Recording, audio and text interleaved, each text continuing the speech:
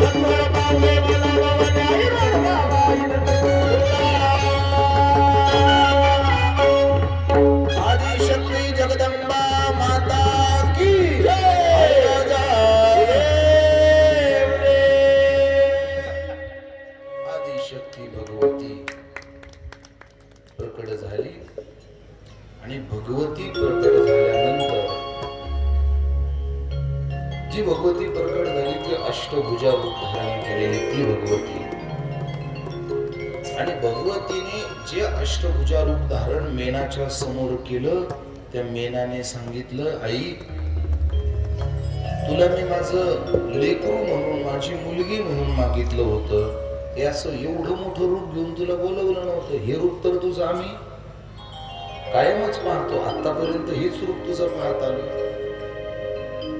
आमचा जसा मानस आहे, आम्हाला जशी तू हवी आहे तशी हो ना.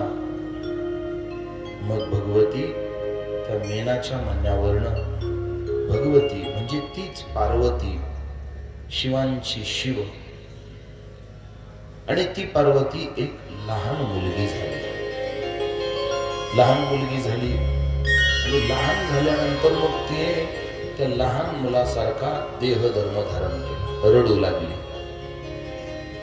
रडण्याचा आवाज सगळ्या त्या राजमहलामध्ये ती किलकारी उठली. पर्वतराजाला निरोप गेला की जशी तुम्हाला अपेक्षित होती अगदी तशी मुलगी जन्माला आली आहे. नगरामध्ये उत्सव, आणि त्या मुलीचं नाव ठेवलं पार्वती. पार्वती पर्वताची कन्या म्हणून पार्वती, आणि तिचं दुसरं नाव ठेवलं ते म्हणजे उमा. अशी ती आदिशक्ती भगवती. आणि एक दिवशीची घटना, एकदा हि तं शिवज्ञानी शिवलीला विदांबरः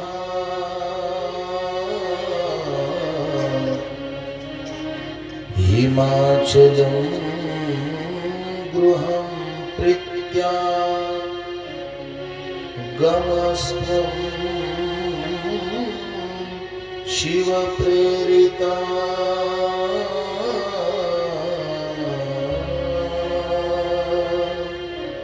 एकदा नारद हिमालयाच्या घरी आले. मुलगी झाली, मुलगा झाला म्हटल्यानंतर आपल्याकडे पाहायला जाण्याची पद्धत आहे ना अजून. हळूहळू जरा ते नको बोलायला.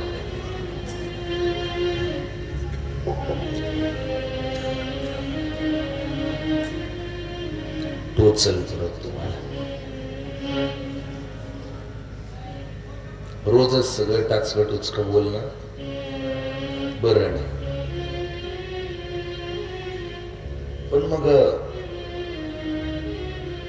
याच्या मागे, या परंपरेच्या मागे एक गोड अर्थ होता. फार सुंदर मोठा अर्थ आहे. मुलगी घरामध्ये बाळंत झालीये. गेल्या 5, 6, 7 महिन्यापासून त्या घरात ती राहते. आणि मग त्या घरामध्ये थोडीशी, किती नाही म्हटलं तरी थोडीशी उठाठेव झाल्यामुळे थोडीशी परिस्थिती हललेली राहते.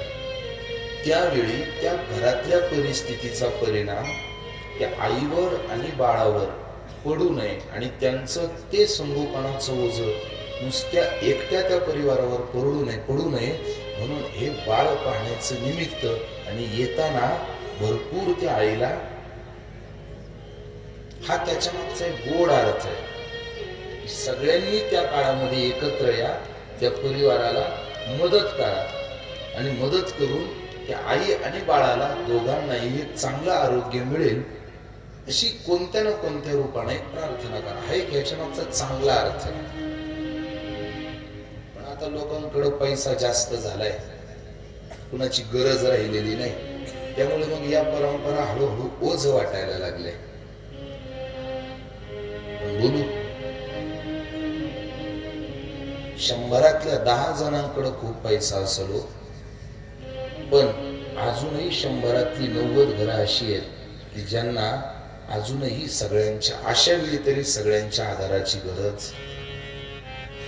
त्या 10 लोकांकडे पाहून या परंपरेला किंवा या छोट्याशा रीतीला टीकात्मक करून समाजातून बहिष्कृत करण्यापेक्षा त्या 90 गरीब, त्यावेळी खरंच गरज असलेल्या त्या कुटुंबांकडे पहा.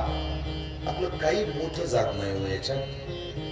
काय बिघडतं? सगळे 10 घरचे पाहुणे एकत्र झाले, त्यांनी एकत्र येऊन थोडं थोडं खायला आणलं तर त्या घरात ते सगळे पोटभर खातात, चांगले राहतात. हा याच्या मागचा गोड अर्थ आहे.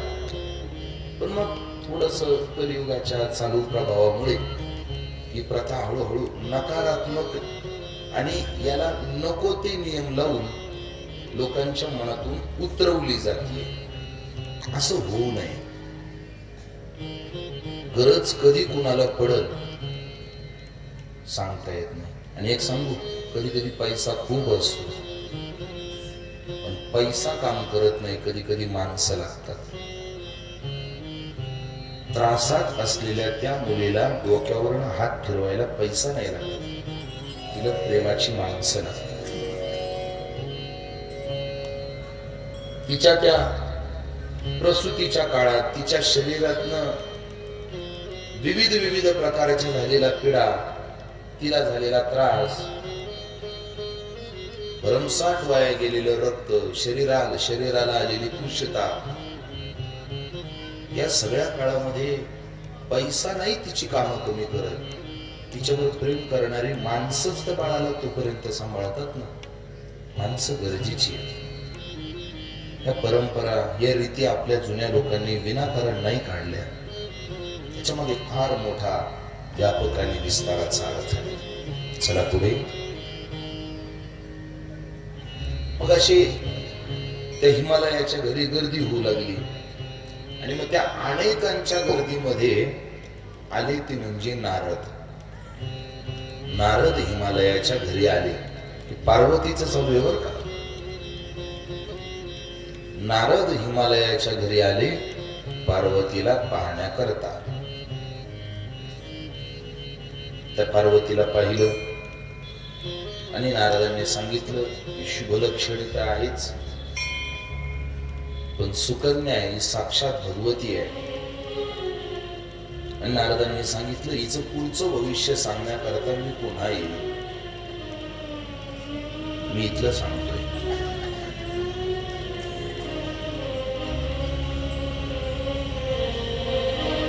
त्या पार्वतीचं वय हळूहळू हळू मोठी झाली आणि एका योग्य सुयोग्य कालामध्ये पुन्हा एकदा नारदांचं येणं झालं.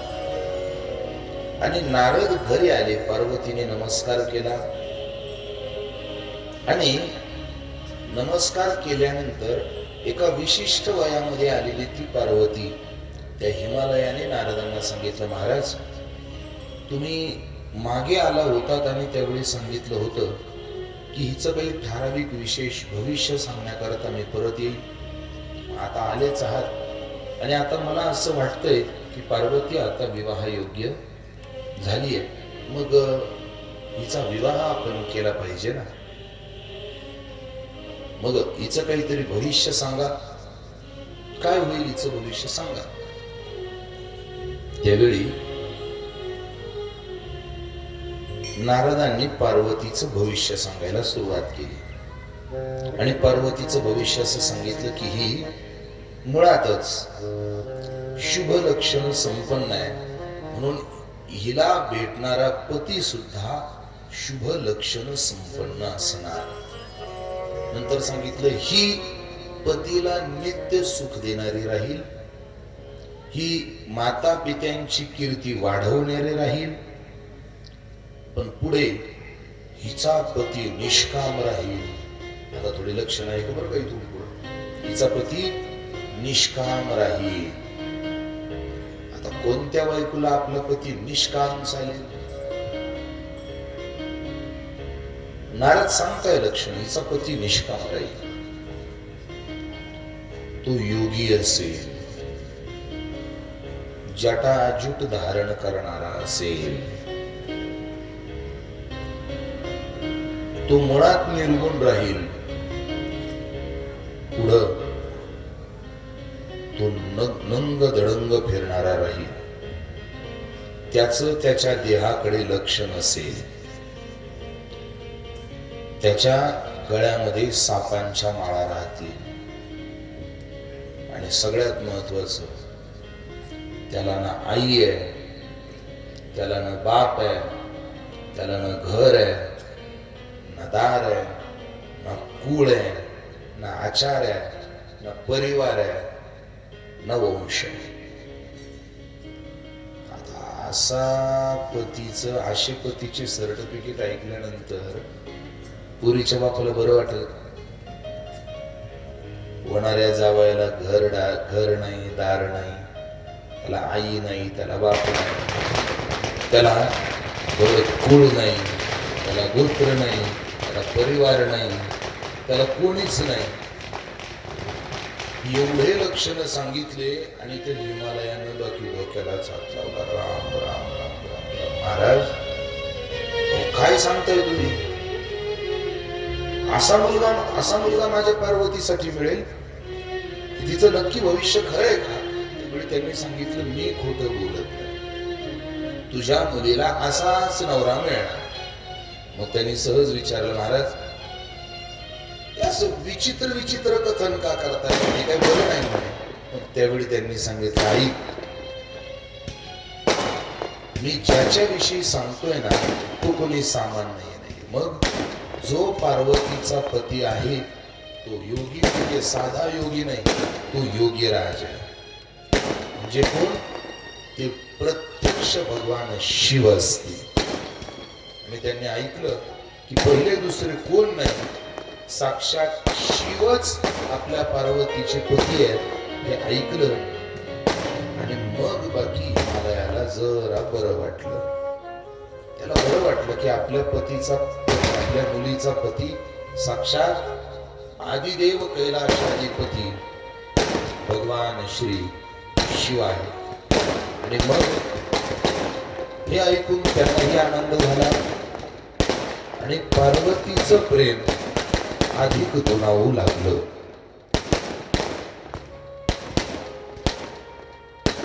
आजच्या आपल्या कथेला भेट देण्याकरता